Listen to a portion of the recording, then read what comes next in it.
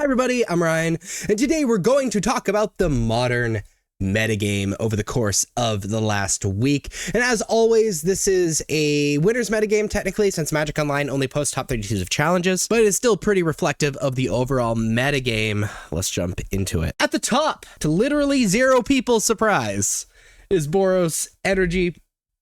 Second place is shared by Dimir Murktide and Eldrazi Ramp, and then third place is Belcher.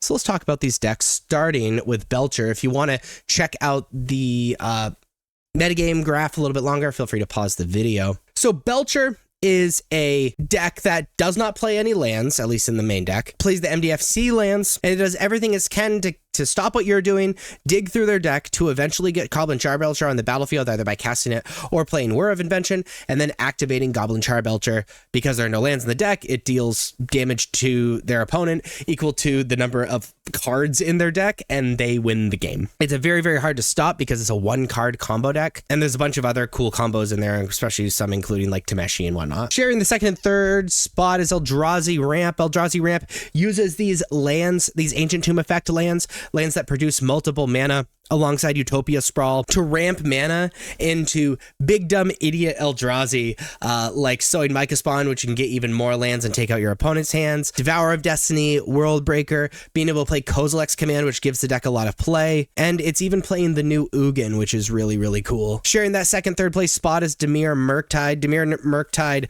very much is like the agency-filled deck in Modern. It draws a bunch of cards, it counterspells your opponent, answers them one for one, attacks your opponent's hand, and plays super problematic creatures like Orcish Bowmasters, which punish their opponent for drawing cards, Psychic Frog, which lets you draw cards and apply a ton of pressure, and Murktide Regent, which in this deck ends up being a 2-mana 7/7, which is absolutely massive and very, very difficult to deal with. Then the most popular deck in Modern is Boros Energy. Boros Energy has been around forever. It's replaced the One Ring after being banned with Fable the Mirror Breaker and Seasoned Pyromancer. When Grinding Station was the best deck, it used Ranger Captain Vios in that slot. But basically, it's a deck that has very aggressive starts in Ocelot Pride and Guide of Souls and Ajani and Ragavan, while at the same time being able to play the long game with Fable the Mirror Breaker, Seasoned Pyromancer, and an end game of Reanimating Flage. It's a deck that frankly covers all the bases and is just so powerful, and the deck that I'm grinding with right now, obviously. But that is the Modern metagame. If you like this video, please be sure to like and subscribe. Check me out on social medias. Links are above me and in the description. Thank you so much for watching.